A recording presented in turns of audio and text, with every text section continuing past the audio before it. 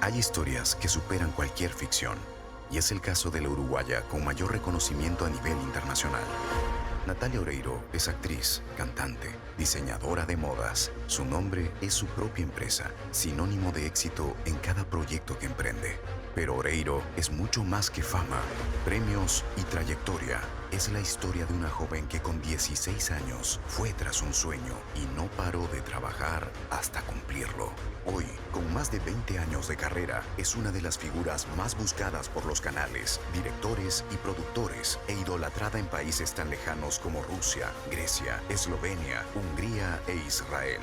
Reconocida por sus pares y por sus fans, respetada por los medios y el público, logró destacarse siempre por su tenacidad, compromiso y humildad. Jugada, versátil, profesional, un carisma único. America Business Forum se enorgullece en presentar a Natalia Oreiro.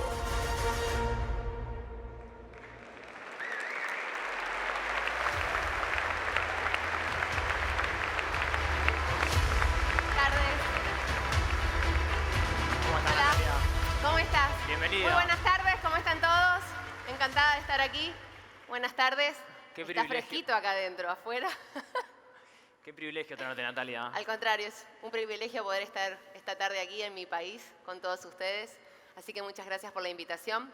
No sé si será muy interesante las palabras que pueda brindarles, pero trataremos de ser simpáticos. Bueno, Natalia, la idea era tener una charla contigo descontracturada, obviamente recorrer tu carrera, tus grandes momentos, que son muchos, pero sobre todo llegar a entender esa cabeza visionaria. ¿Puedo girarme? Porque siento que tengo a todo Sí. el mundo de espaldas. ¿Cómo no? Ahí, nos Ahora giramos un sí. poquito. ¿Les parece mejor? Perfecto. Quizás me giré para la cámara, pero acostumbrada a mirar a la gente. Ya está produciendo acá en vivo.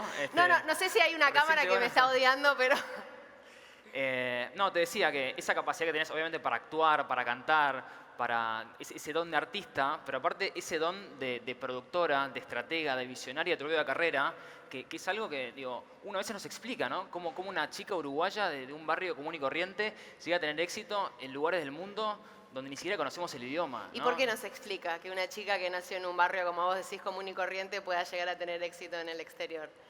Bueno, eh,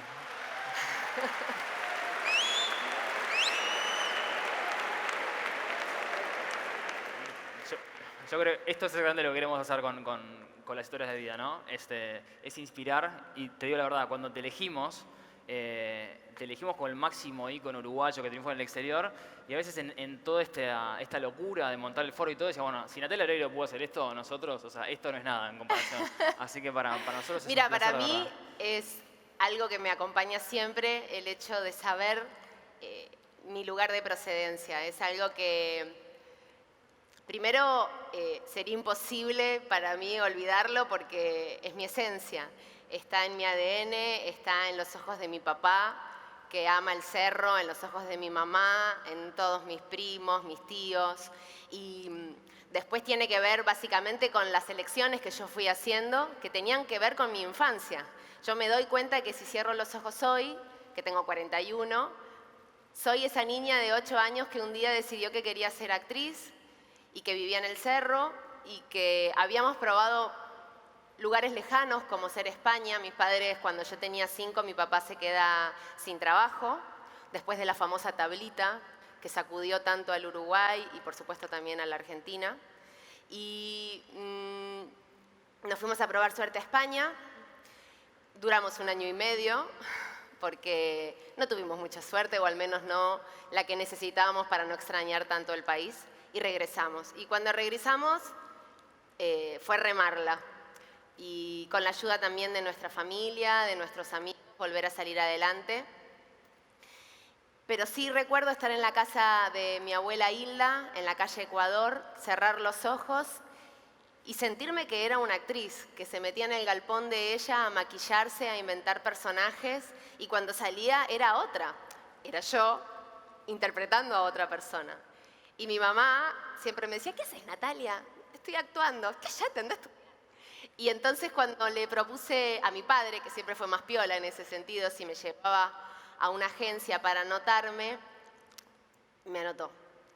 Y fue mi maestro de 6º año, Julio, de la escuela número 40, el que me dio mi primera oportunidad y que creyó en mí como actriz y me dio un papel en una obra que se llamaba La Sirenita. Adivina qué papel hacía. La Sirenita. Sí, muy bien. Y bueno, y empecé a estudiar clases de teatro con él, luego también estudié teatro en la Biblioteca Horacio Quiroga. Y sin dudas, regresando a tu presentación, yo no imaginaba que una chica que nació en el Cerro de Montevideo iba a hablar de igual a igual con una chica que nació en Siberia. Eso era algo que yo no sabía que existía, un lugar que podía tener 35 grados bajo cero y la gente seguía viviendo. Y sucedió desde hace ya mucho tiempo, y no solo en Rusia, ¿no? También todo lo que tiene que ver con Europa del Este, incluso lugares de África también, la Polinesia francesa. Bueno, he regresado a España a cantar. Cuando fui a cantar a Galicia, yo soy oreiro, gallega, me recibieron como si hubiera llegado. Y esas cosas sí no las imaginaba, pero tampoco nunca pensé en el resultado de mis decisiones. En ese sentido, no sé si soy un buen ejemplo para este foro. Yo entiendo que como empresario se debe pensar en el resultado de lo que se inicia. Yo siempre pensé en lo que me latía en el corazón. Nosotros, los que somos intérpretes, los que nos gusta cantar o actuar, elegimos nuestro papel, nuestro rol, podemos llamarle nuestro trabajo. No le digo carrera porque no me gusta correr hasta que uno está apurado yendo hacia un destino, que creo que también, si bien puede estar escrito, uno tiene que saber cómo recorrerlo y acompañarlo. Y siempre fui eligiendo las cosas desde el corazón, desde lo que yo sentía que podía modificarme y hacerme crecer. Y con los años también aprendí a conocer mi límite, cuál era mi techo.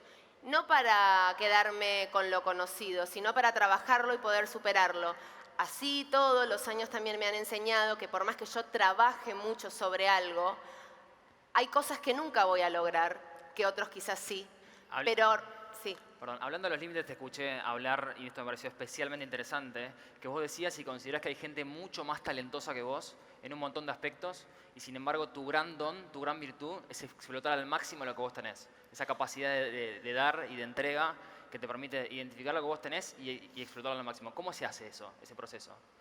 Bueno, no existe una fórmula para repetir algo.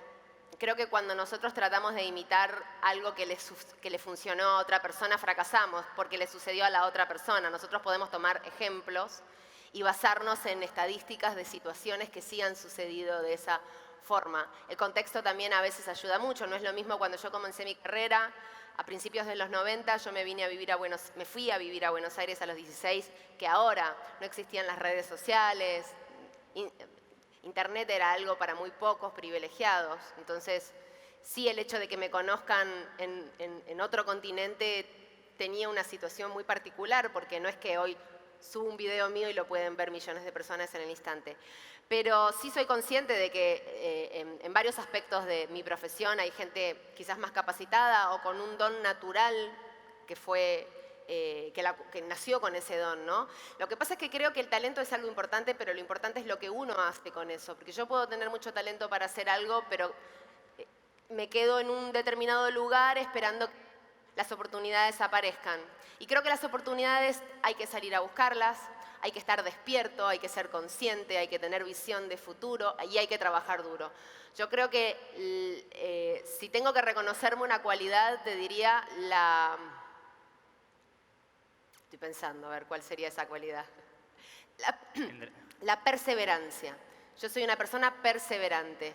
Tengo ideales. Ahora, y en la perseverancia, en esa búsqueda, en esos momentos difíciles, donde obviamente que vos lo contás y parece una historia perfecta, pero me imagino que debe haber muchos momentos de adversidad, de frustración, de querer llegar y no poder. Y sobre todo en una carrera tan larga, tan exitosa en diferentes países. ¿En qué pensás cuando estás frente a ese momento difícil? A ese momento donde las cosas no se dan para alimentar esa perseverancia de la que hablas. Creer que las cosas le pasan a uno solo es ser muy egoísta. Creo que las cosas pasan en un contexto social, político. Creo que, como te decía hace un rato, son diferentes los momentos y nosotros somos atravesados también por gobiernos que acompañan a que a veces las cosas cuesten un poco más, incluso desde mi profesión. Pero creo que en esos momentos es donde uno tiene que poner la creatividad al máximo y con poco recurso poder generar algo que no se puede comprar con dinero, sino que se puede comprar con creatividad. A lo que yo me dedico al menos, pero entiendo que también en todas las áreas, creo que uno tiene que saber qué es lo que no tiene, pero estar seguro de lo que tiene, porque ese es tu tesoro. Y yo soy esto siempre. Mi esencia es la misma, en cualquier ámbito. Ese es mi tesoro. Y yo tengo que pulirlo, trabajarlo y también tener compasión cuando las cosas no me suceden, porque también entiendo que es cíclico. Nosotros, por ejemplo, podemos hacer un proyecto de televisión, por ponerte un ejemplo, que está tan en boga esto del minuto a minuto, que antes eso no sucedía. Y podés creer que tenés el mejor equipo, que probablemente lo tengas, los mejores guionistas, los mejores actores, y quizás esa historia que vos pensaste que a todos iba a atrapar, estuvo mal programada en un momento donde la gente necesitaba ver otra cosa. Por ejemplo,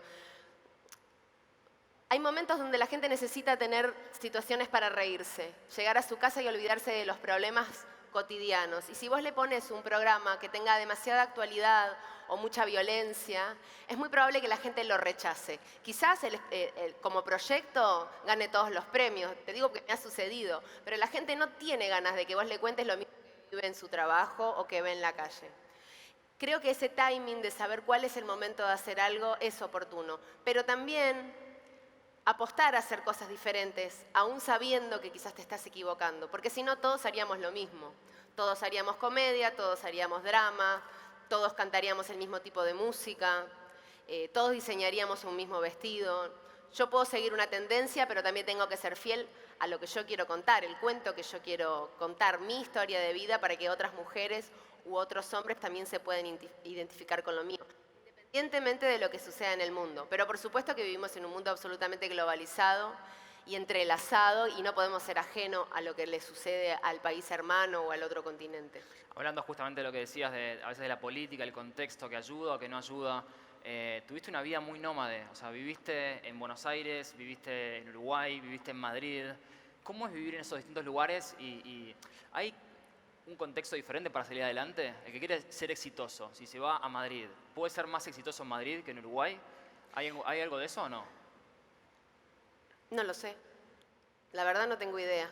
Creo que uno tiene que seguir su camino, su búsqueda, sus sueños.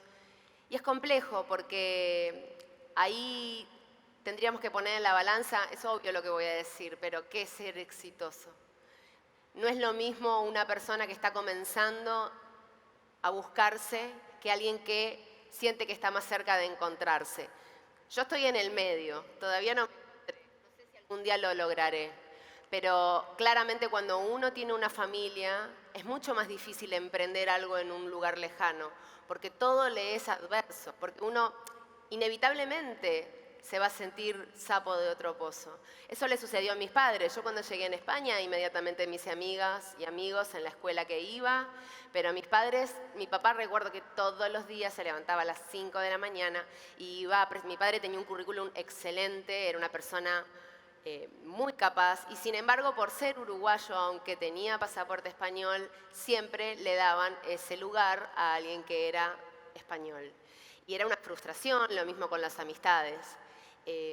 Por eso, uno nunca sabe dónde está tu lugar. Yo en Argentina me siento como si viviera en mi casa, porque de hecho lo es. Vivo desde los 16 años, viajo continuamente al Uruguay. Mi hermana vive allí, mi marido y mi hijo son argentinos. Argentina es mi casa, pero Uruguay no deja de ser mi hogar, mi país. Estoy haciendo algo raro con el micrófono. Perfecto. Se cortó un segundo, pero está perfecto. Bien, pero también es la valentía. Creo que si uno no es valiente y no arriesga, es muy difícil que puedas modificar tu realidad. Si yo tuve éxito en algo y me quedo instalada en eso, muy probablemente eso desaparezca, porque todo cambia. Como actriz me ha sucedido, cuando tuve mucho éxito en un determinado personaje, que amo y que recuerdo y que yo además ayudé también a componerlo, inmediatamente los productores me proponían una y otra vez hacer el mismo personaje. Y yo tenía 21 años y les dije, esto se llama el precio de mi libertad. Si yo no acompaño mi crecimiento profesional con el crecimiento como mujer que necesito tener, lo puedo hacer durante 5 años, pero después no voy a poder hacer lo que quería hacer o lo que me corresponde a mi edad, porque no voy a hacer ni una cosa ni la otra. Para mí es muy importante trabajar con la verdad, con mi físico, con lo que los años me fueron otorgando. Entonces, si yo de repente aparezco y soy otra persona, nunca voy a poder hacer de abuela. O sí, una tracheta, ¿no? Pero no nunca una persona que en la vida le ha sido adversa o que ha sido difícil. Y entonces, en un momento muy exitoso de mi carrera, que yo había vendido infinidad de discos y que viajaba sin parar, me acuerdo, era un 21 de septiembre y estaba en Praga, y en el puente de Charles, con una peluca, porque no podía caminar por la calle si no me escapaba de los guardias, y estaba nevando. Y tenía, no sé, 40 conciertos por dar. Y la verdad es que a mí lo que más felicidad me causa, quizás no es el resultado de eso, sino que la gente cante conmigo en español. A mí me cuesta mucho explicar eso. Cuando me dicen, ¿por qué no cantas en inglés? Y porque yo voy a... O sea, ¿te sentís en casa de alguna forma cuando te cantan en español No, en no, Rusia? no me siento o en casa. Siento que ellos están conociendo mi cultura y entonces ahí Ok. sucede un intercambio alucinante, donde ellos aprenden a hablar español, yo intento hablar en su lengua. Pero ese día que estaba en el puente me pregunté si eso era lo que yo quería. Si realmente eso era lo que yo quería. Y ahí me di cuenta que no, que yo esencialmente era actriz, que me gustaba mucho cantar, pero que el éxito que había tenido como cantante había sido circunstancial, porque había ido a un casting para hacer una película, donde me preguntaron si cantaba, yo siempre canté en el coro de la escuela, dije, obvio que canto. Canté, que en ese casting fue un argentino en Nueva York, la película fue un suceso, el tema fue un suceso, firmé un contrato con una disquera y luego le fue muy bien, hice una novela que fue Muñeca Brava, que tenía la música de la novela, y inmediatamente firmé contrato para hacer 4 discos más, y de repente me sentí presa de una industria que otra persona digitaba y que a mí no me interesaba, al menos no me interesaba de la forma que ellos querían. ¿Por qué? Porque esto era lo que funcionaba y sistemáticamente había que hacer siempre lo mismo.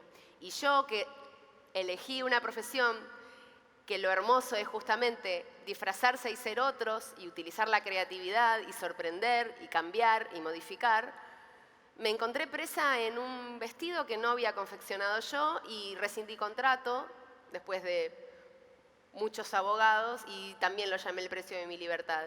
Y estuve varios años haciendo cine independiente, no haciendo televisión. Y hoy lo que quizás parece natural, que alguien pueda comprar una entrada para irme a ver al cine en una película como Guacolda o Infancia Clandestina, que son películas que fueron candidatas al Oscar, con un corte claramente dramático.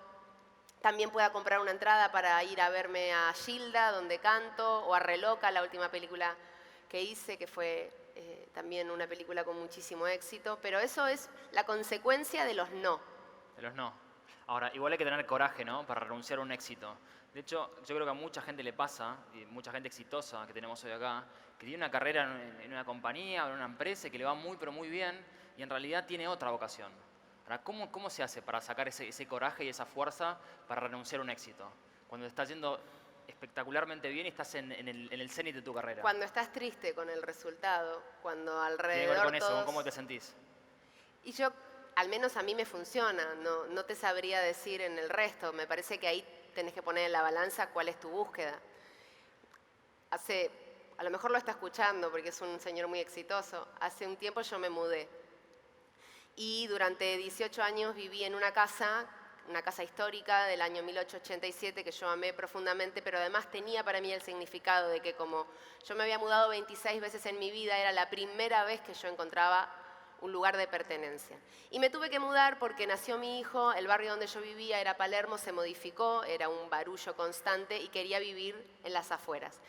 Después de mucho buscar, encontré un lugar hermoso con un parque gigante lleno de árboles centenarios, y el día que estoy firmando la escritura, el Señor me dice, ¿sabes lo que más me importa a mí en la vida?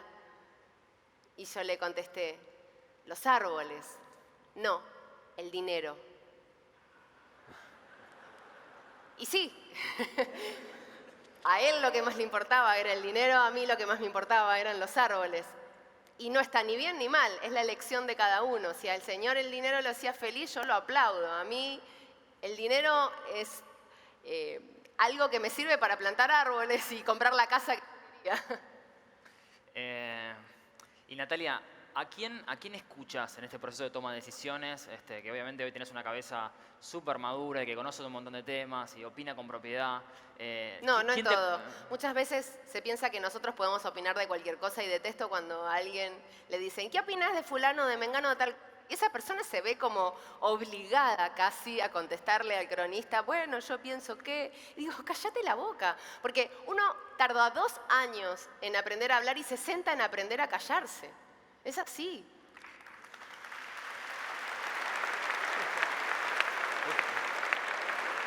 Y dicho esto, debo de callarme porque seguro que meto la pata. No, justamente eso que decías es muy cierto. Hay una especie de requerimiento mediático de la prensa, de los periodistas, de las redes sociales, ¿no? Donde hoy están mucho más expuestos 24 horas del día. Y vos, por ejemplo, no tenés redes sociales. En una industria donde casi que dicen que es vital, donde hay directores que dicen yo elijo los actores por quién tiene rating en redes sociales, porque tienen más followers, y vos sos un ícono de éxito y no tenés redes sociales. O sea, es una decisión personal. ¿Con qué tiene que ver? Sí, es una decisión personal. Tengo una red social en Rusia que se llama VK, que es la única que tengo desde hace 3 años, porque es mi forma también, después de que me pasaron un par de episodios comerciales raros, decidí de alguna manera poder comunicarme con ellos de forma directa y que ellos sepan si este concierto es mío o es un invento, ¿no? Entonces decidí tenerlo y es algo que no utilizo a diario, pero que de vez en cuando para fechas importantes publico ciertas cosas. Me parecen que las redes sociales son súper efectivas, me parece que socialmente hablando ayudan un montón, traccionan mucho, comercialmente hablando también. No estoy de acuerdo con el... porque antes era la televisión, ¿no? O sea, si antes no estabas en televisión, no estabas trabajando. Y si hoy no tenés red social, como que medio que tampoco. El otro día pedí un delivery y viene el chico del delivery, no tendría más de 20 años y me dice, ¡ah, mi mamá te ama! ¡Ah, qué bueno! ¿No trabajas más? No, ¿sabés que me retiré? Claro, sí, ya muchos años, ¿no? Yo que me creo una diosa. Y digo, el pibe primero me tira mi mamá te ama Te y yo retiró, buenísimo. sí, sí. Claro, o sea, no estás haciendo televisión y yo estaba viendo el tema del mundial. Estaba estrenando Re Loca, que la vieron casi 1 millón de personas. O sea, yo realmente sentía que estaba en un momento de mi carrera súper bueno, súper alto. Pero, claro, no tengo Instagram, no tengo Facebook. Para el muchacho me jubiló. Y yo le seguí la corriente y le dije que sí. Cuando puerta dije, ¿no será que tiene razón que debo de jubilarme? Y como que me niego a tener redes sociales. No creo ni que esté mal ni que esté bien, es algo que me sucede a mí. Yo lo que siento es que mi trabajo, mis personajes hablan por mí. Y en un punto terminás siendo un poco esclavo cuando tenés una red social y no subís cosas. Es como que, al menos me pasa con los colegas, ¿no? Que no es que todo el tiempo me están pidiendo que suba fotos, entonces estoy, no sé, lavándome la cara y me saco una foto, le estoy dando la teta a mi hijo y me saco una foto y eso tiene 1.500 millones de likes. Y yo digo, como que no logro entenderlo. Me pasa muchas veces comercialmente hablando. Yo no sé si un director elige un actor. Quiero creer que un director no elige un actor por los seguidores, sino por el talento para interpretar el personaje. Pero sí muchas veces me pasa o me ha pasado que campañas publicitarias sí, porque entiendo que hoy llegas más publicitando en internet o en redes que en televisión, e incluso es mucho más accesible. Y bueno, pero es una decisión. Y de alguna forma, obviamente es una decisión respetable, pero el entender el cambio de la tecnología y cómo cambian, o sea, las nuevas audiencias, donde hoy la gente joven ve cada vez menos televisión abierta y consume los contenidos en internet, forma parte también, ¿no?, de entender un poco ese cambio. Yo creo que es importantísimo saber lo que sucede alrededor tuyo, sobre todo si te interesa continuar en la industria, pero eso, al menos en mi caso, no me marca el objetivo, no porque se use el trap. Yo voy mañana a editar un disco de trap, porque no me identifica. Incluso la semana pasada, hablando con un chico que es productor de trap, que tiene un éxito arrollador y que es muy talentoso, charlábamos, ¿no?, de las distintas maneras de enfocar un nuevo proyecto. Y yo le explicaba que como vengo de la actuación, nosotros con la dramaturgia tenemos mucho texto. O sea, yo puedo con una mirada transmitir una emoción, pero cuando necesitamos desarrollar un personaje, necesitamos un ida y vuelta con los textos. Y la música de hoy es la misma palabra repetida 150 veces y es el mismo acorde. Y claro, yo con eso no me puedo identificar porque me gustan otras cosas, pero entiendo que eso es lo que hoy se usa y que funciona y puedo bailar súper divertida esa música. Y él se reía, ¿no? Porque me dice, sí, claro, nosotros... Otra cosa también que me sucede es como que todo tiene que ser ya, ¿no? O sea, las vivencias tienen que ser de segundos.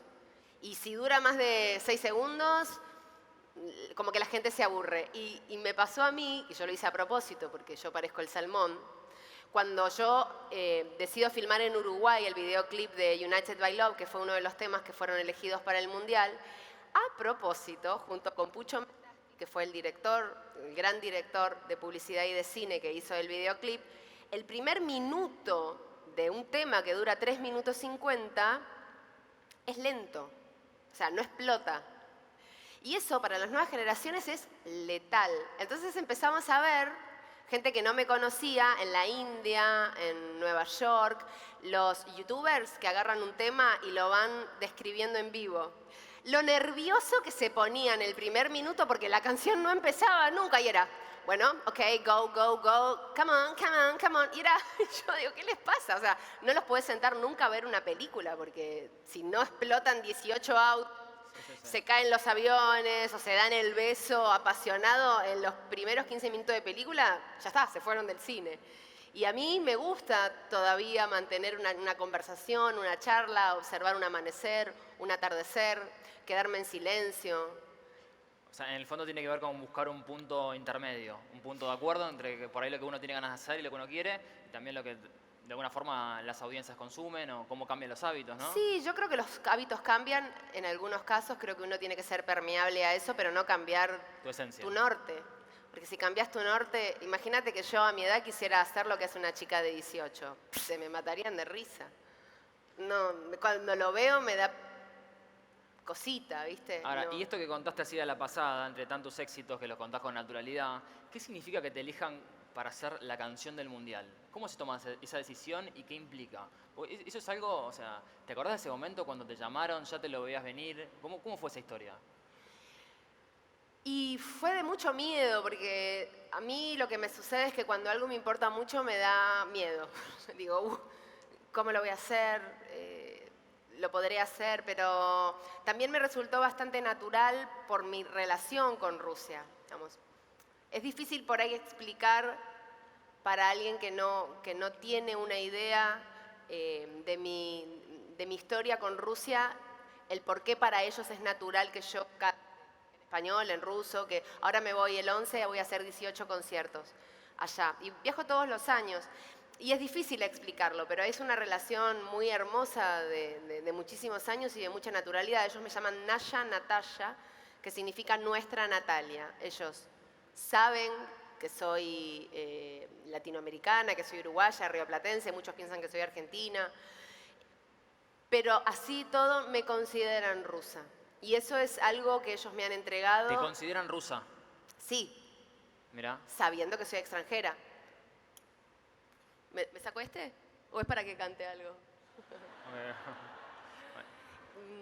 Me consideran Rusia porque yo de alguna manera aparecí en sus vidas porque es bastante particular lo que sucede allá. Ellos son muchas las generaciones, allá es transgeneracional, transcultural lo que sucede conmigo. Me pueden seguir chicas de 15, señoras de 60, hombres jóvenes. O sea, no es como acá que quizás tengo como un segmento quizás más femenino, ¿no? Allá no. Y es rarísimo. Y eso en gran medida se debe a la televisión. Han pasado mis series en 4 canales en simultáneo. También a la publicidad, porque he sido y soy imagen de distintas marcas de allá. Que he viajado mucho y que en los programas de televisión al conductor medio que lo papoteaba, ¿viste? Era como que y se mataban de la risa, y esa espontaneidad de alguien supuestamente lejano me hacía ser súper cercana para ellos. Y cuando sucedió lo de la canción, para mí fue natural, porque claro, era Rusia el país donde iba a suceder. Y el contraste de lo que sentís triunfando en Rusia o triunfando en Israel o en los Países Bajos, comparado con Argentina o con Uruguay, que de repente es algo mucho más cercano a tu cultura. ¿De qué forma transitas eso? ¿Es muy distinto triunfar allá, la conexión con la gente? O... No, con mucha naturalidad. Mucha naturalidad. Sí. Y... ¿Sentís la misma cercanía hablando en ruso en un programa de televisión que por ahí podés sentir en Argentina?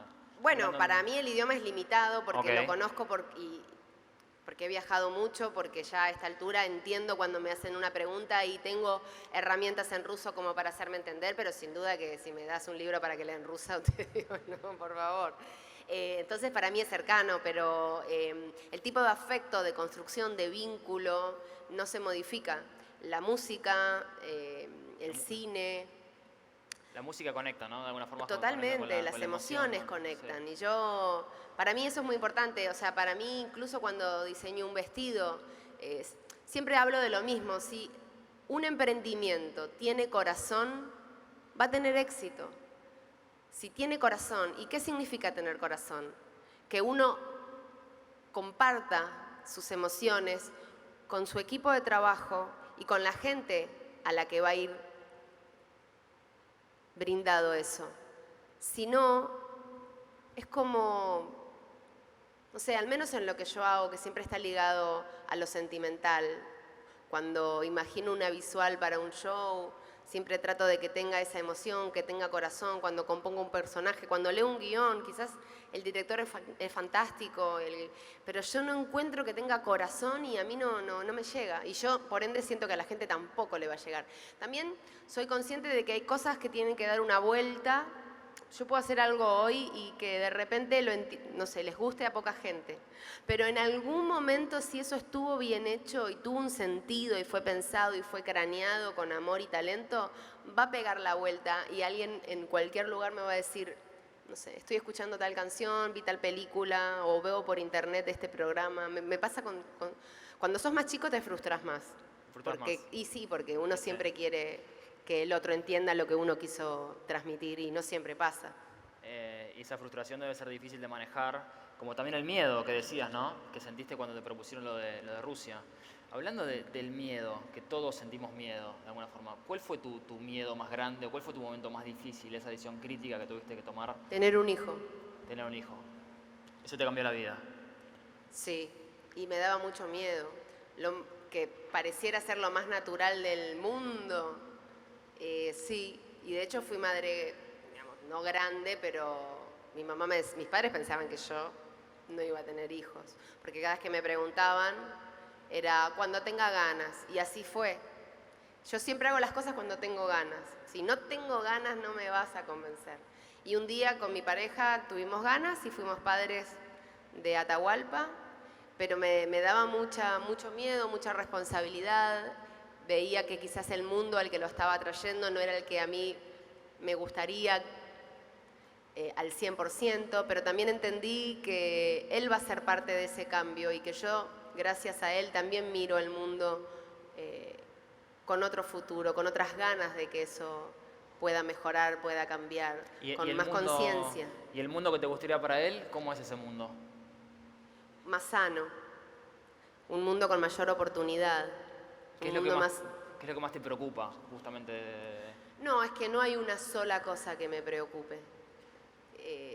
Creo que debemos de ocuparnos todos en construir y cuidar lo que tenemos. Yo soy una persona muy consciente del cuidado ambiental. He hecho varios programas para intentar concientizar a la gente que quizás me seguía a mí por un personaje y de repente no le había prestado atención a ciertas actitudes que en su día a día podía modificar. Eso es algo que me importa mucho, por eso tengo tanta conexión con el lugar donde yo compré y yo creía que los árboles y demás. Pero después el tema de las oportunidades que los chicos van a tener, de la educación que les vamos a brindar, del lugar en el que ubicamos a nuestros maestros, para que nos enseñen, para que nos eduquen. Y eso se construye en el día a día y también desde la casa, porque son todas frases hechas, ¿no? Pero una madre le dice a su hijo, cuidado por donde caminás. Y el hijo le responde, cuidado vos porque yo sigo tus pasos. Entonces yo le puedo dar un montón de ejemplos de lo que es ser una buena persona, ser una persona consciente. Pero si él ve que yo hago otra cosa, él va a seguir mis pasos. Y eso me lo ratificó cuando fui mamá.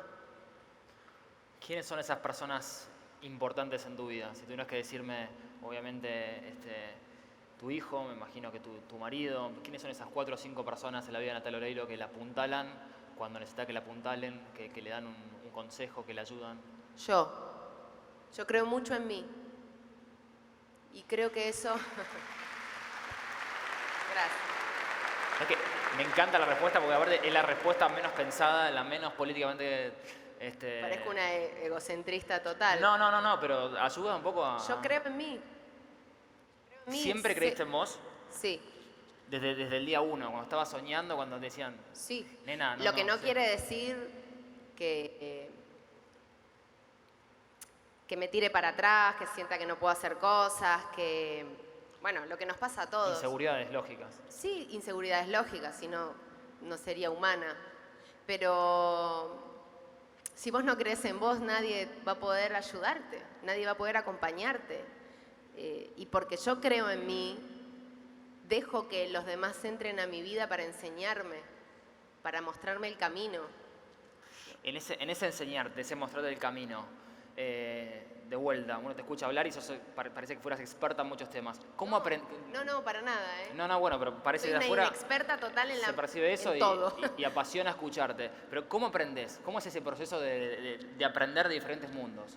Del mundo de la música, del cine, de la producción, si tuvieras que darnos así 2, 3 consejos que te han sido útiles para mejorarte como persona. Bueno, yo creo que nosotros nacemos con mucha intuición y la perdemos. Hay un momento en la vida donde nos convencen de que la intuición no va.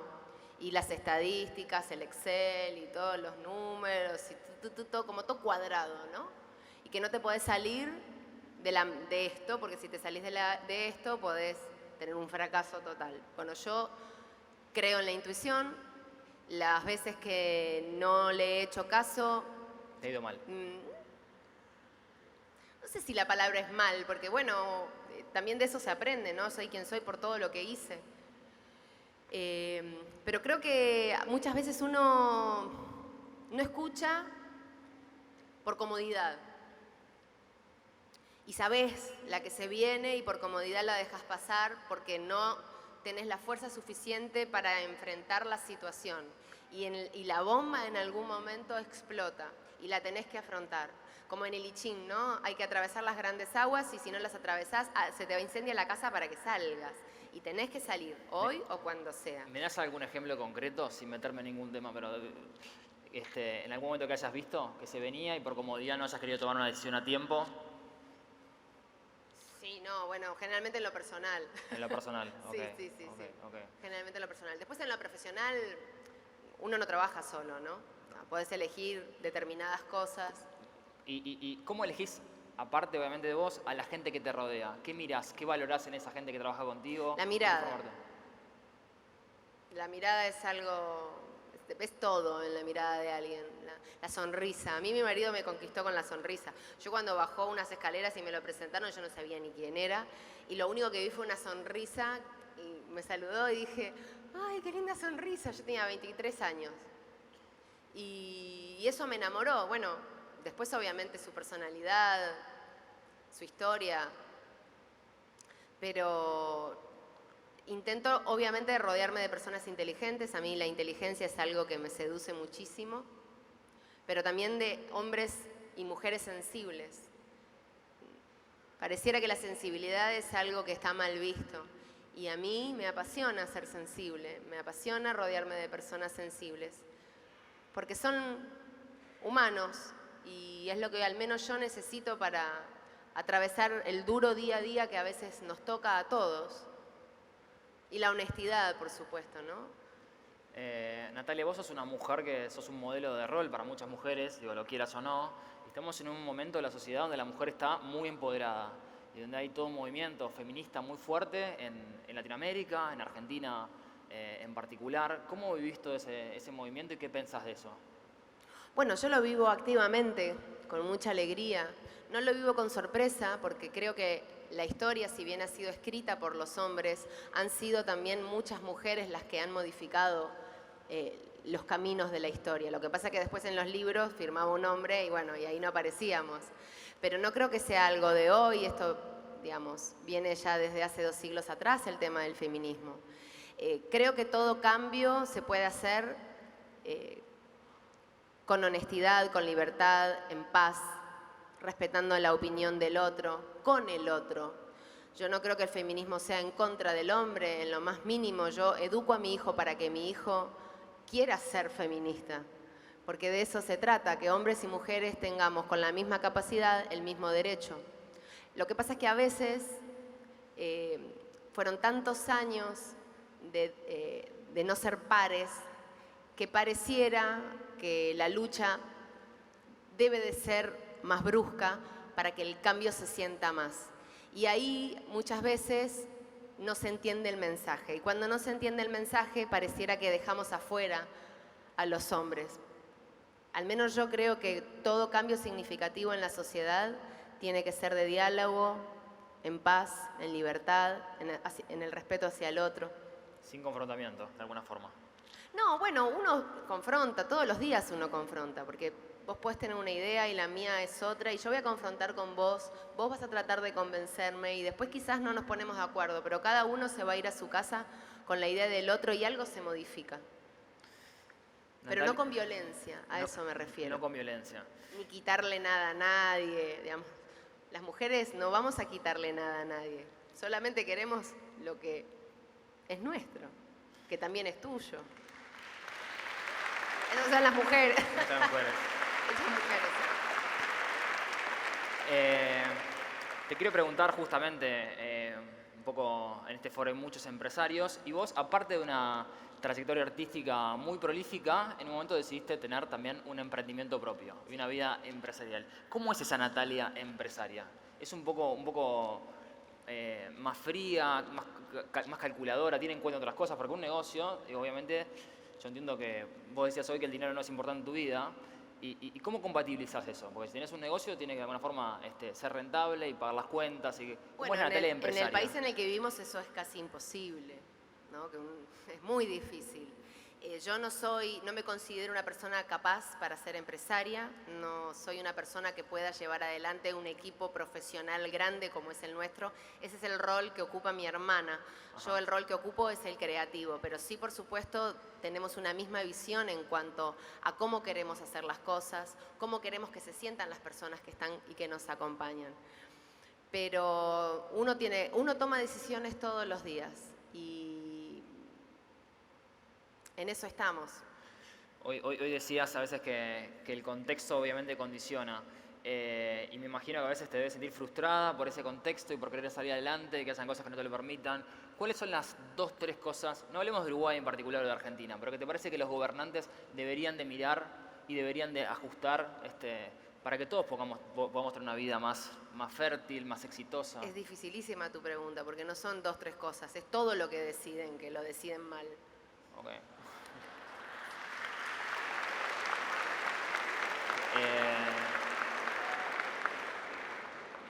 Natalia, para terminar un poco esta parte final, quiero hablar un poquito contigo de cómo te sentís respecto al éxito y el fracaso. Hoy decías, bueno, el éxito es, de alguna forma, tenés que filosofar, qué es el éxito para cada uno, para vos en concreto y a esta altura de tu vida. ¿Qué es el éxito? ¿En dónde ves el Poder éxito? apoyar la almohada y dormir tranquila, sabiendo que no cagué a nadie.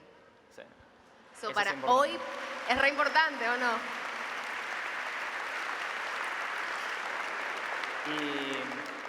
Y respecto a ese éxito... Perdón. No, tranquila. ¿No te sentís de alguna forma desafiada por subir nuevamente la vara? Yo digo, alguien que ya le fue tan bien en la vida, ¿qué más lo motiva? ¿Qué más lo mueve? ¿Ese fuego no se apaga? ¿Siempre estás empujando? No, ese fuego no se apaga. Lo que pasa es que en mi vida es una vorágine de aviones, de conciertos, de películas, y a veces eso, que es el próximo paso, tiene más que ver con lo simple, con el poder decir que no a un proyecto súper tentador y quedarme en mi casa, andando en bicicleta con mi hijo, llevarlo todos los días a la escuela. La verdad es que yo conjugo mucho esos dos roles. A mí me apasiona lo que hago profesionalmente, me encanta, no podría vivir sin eso, pero también me gusta ser amiga, ser esposa, ser madre, estar en mi jardín, tener mi huerta, vivir de forma natural y sencilla. Creo que he logrado encontrar un buen equilibrio. Ese éxito para vos, hoy te sentís realizada, plena. Sí, pero me faltan infinidad de cosas para hacer. Creo que, por ejemplo, en mi rol de madre todos los días aprendo, porque por más que uno quiera saber de antemano, es tu hijo el que te enseña. Y entonces, en ese sentido, trato de estar despierta para lo que él necesite y que él me pueda pedir lo que él necesita. Y después, profesionalmente, hay muchos papeles de mujeres que quisiera interpretar. Algunos vienen y otros tendré que salir a buscarlos. Yo soy una persona que sale a buscar las cosas que quiere, no me detengo. ¿De qué forma salís a buscar las cosas que querés? Bueno, un ejemplo muy claro fue Gilda. Gilda fue una película que durante 15 años quise hacer y que no conseguía los derechos. Y terminé encontrando una mujer tan testaruda como yo, con tanta convicción por contar una historia, que fue Lorena Muñoz, la directora, que lo logramos. Y yo sabía que la película iba a gustar muchísimo, porque de la misma manera que a mí me emocionaba y me identificaba su historia, iba a encontrar en muchas personas lo mismo, y así sucedió. Es lo que decías hoy de la perseverancia, de alguna forma. De la perseverancia, sí, señor. Y hoy decíamos éxito y fracaso. Y el fracaso, porque éxitos has tenido muchos, pero ¿a qué tiene gusto el fracaso? Porque quizás has tenido alguno de esos también. Sí. Bueno, uno puede tener un supuesto fracaso profesional, pero hay muchos momentos en el día o en la semana donde yo me siento extremadamente agotada, y eso para mí es un fracaso. Yo soy una persona muy enérgica, y entonces cuando siento que no tengo la energía para acompañar todo lo que tengo ganas de hacer, me pongo muy triste. Y Natalia, para terminar, acá hay mucha gente y en todos lados, gente que tiene sueños, que tiene ganas de hacer cosas, que te ve a vos como un ejemplo de alguna forma. Y en ese contexto a veces tan crítico y tan difícil que vivimos, si tuvieras que decirle una o dos o tres cosas que vos sentís que son importantes para poder salir adelante cuando vos tenés un sueño y tenés ganas de hacer cosas, pero de alguna forma a la vez muy cuesta arriba, ¿qué les dirías a esa gente que quiere salir adelante? Claro, lo que pasa es que si estamos hablando de que tienen las necesidades básicas cubiertas, yo te podría decir cosas que les puede llegar a servir, como que crean en ellos, que van a salir adelante. Ahora, lamentablemente hay muchísima pobreza y es muy difícil decirle a alguien que difícilmente puede ir a la escuela a aprender. En ese caso está claro que la necesidad básica es importante. ¿No? Pero en ese otro caso, cuando están las necesidades básicas cubiertas y de repente, o sea, te va bien en la vida, no es que tenés una mala vida, pero tenés ganas de otra cosa, y tenés sueños, pero sabés que es difícil. ¿Qué le dirías? Que lo intenten, que cambien, que giren 180 grados su vida, que se arriesguen, que se tiren a la pileta, que crean en ellos o en ellas, que realmente con convicción todo se puede lograr, que si vos tenés algo que te apasiona y que toda la vida no, lo dejaste a un costado, muy probablemente ese hobby termine siendo tu verdadero éxito, tu verdadero camino, pero no es que te lo digo yo, es lo que sucede, es la historia de la mayoría de las personas sobresalientes y ha sido así. Muchos saben desde pequeños lo que quieren hacer y otros casualmente se les presenta en la vida. En algún momento todos nos vamos a ir, es la ley de la vida y a todos nos llega. ¿Cómo te gustaría que te recordaran a vos, Natalia? No sé. No sé. Dicen que uno permanece cuando te recuerdan. La película Coco, ¿vieron la película Coco? No sé si alguno la vio, es hermosa en ese sentido, ¿no? Cuando tienen una foto tuya y tus seres queridos te recuerdan. La verdad, no pienso en cómo me gustaría que me recuerden. Pienso en lo que puedo hacer hoy para tener una vida más feliz y poder hacer la vida de otros más feliz. Para terminar, Muchas gracias. ¿Algún gran proyecto, algún gran sueño que te quede por cumplir de alguien más? Un montón. Un montón. Un Queda montón. mucho por transitar. Ahora tengo varias películas para hacer y también estoy saliendo de gira, pero hay un proyecto personal que escribí que me encantaría poder llevar adelante desde una serie, así que seguramente en algún momento eso se va a dar. Eso sería un sueño personal. Y muy en el futuro quizás dirigir es algo que también me gustaría hacer. Y también poder trabajar con distintas entidades sociales, que poder traccionar para poder hacer cosas en conjunto. Ahora, por ejemplo, mañana estoy invitada a un festival en San Juan y leyendo un poco descubrí que hay un proyecto de mujeres que se llama Proyecto Juno, de mujeres sanjuaninas que cosen desde sus casas porque por determinadas situaciones no pueden salir, ¿no? Porque tienen muchos hijos, distintas razones. Y entonces a mí se me ocurrió diseñar el vestido que iba a usar en el festival y que me lo confeccionen ellas. Y a través de ese gesto, que para mí fue espontáneo y que ellas hicieron con mucho amor, se pueden empezar a generar cosas, ¿verdad? O sea, hay muchas ONG que hacen cosas maravillosas, pero cuando nosotros que tenemos la posibilidad de tener un micrófono y de poner luz sobre, bueno, siendo embajadora de UNICEF también, eso me ha llevado a poner claridad en lugares donde la gente... Es parte de involucrarte y generar un cambio en eso que te parece importante. Sí, con cosas que resuenan en mi corazón y que para mí son importantes y ayudar a modificar o a visibilizar ciertas cosas. Es algo que me da mucha alegría y yo cada vez más me veo involucrada en cosas así. Bueno, yo te quiero agradecer. Acá de alguna forma está Latinoamérica y hay gente de muchos países, pero está Uruguay, que es tu casa, y es muy importante que como uruguaya puedas hacer de alguna forma, primero compartir esto con nosotros y ser reconocida en Uruguay, que es tu país, que es el país que te vio nacer, te vio triunfar en el mundo y hoy que estés acá con nosotros compartiendo tu historia es muy importante. Bueno, muchísimas gracias a vos. Este aplauso es para vos. Gracias, muchas gracias. Muchas gracias. Gracias.